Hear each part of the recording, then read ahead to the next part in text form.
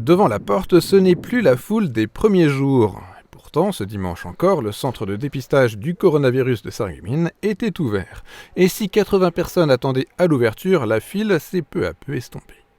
Ce centre de dépistage vient de l'initiative de la ville de Sarreguemines à la suite de la demande de l'Allemagne d'un test négatif de moins de 48 heures pour pouvoir pénétrer sur son territoire pour tous les habitants de Moselle.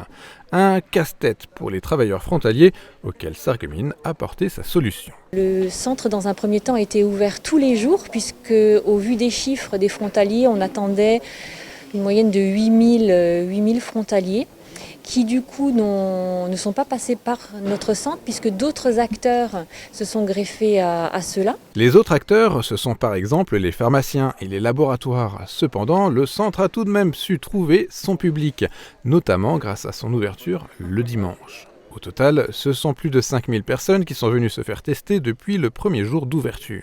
Si l'initiative de l'ouverture du centre était sarregueminoise, son fonctionnement est, lui, un véritable travail collectif, avec les services de l'État tout d'abord, mais aussi les pompiers de la Moselle qui coordonnent la partie test, et enfin la Casque qui, elle, a aussi mis à disposition du personnel pour la partie administrative. Malgré tout, cela a un coût pour la ville de Sarreguemines. Au départ, on a fonctionné avec le matériel qui appartient à la ville. Les box sont des séparations qui appartiennent à la ville, le mobilier appartient à la ville. Par contre, ce qui coûte un petit peu d'argent à la collectivité, c'est la mobilisation des personnels. Alors collectivité ville et collectivité casque. Aujourd'hui, la ville met à disposition 3 ou 4 agents pour toute la saisie administrative. Et la communauté d'agglo également nous met à disposition 4 personnes qui sont principalement sur la saisie des résultats. Aujourd'hui, le coût global, d'après les derniers chiffres qu'on a, on est à peu près à 26 000 € depuis le début de la campagne. Une somme toutefois à relativiser. Il y a certains coûts que nous prendrons en charge. On fournit l'eau, on fournit le café, les repas au début, puisque au début on commençait le matin vers 10h, puis on finissait à 18h. Donc on faisait la restauration pour les personnels qui étaient présents. Ça, ce seront des coûts qui vont être pris en charge par la ville.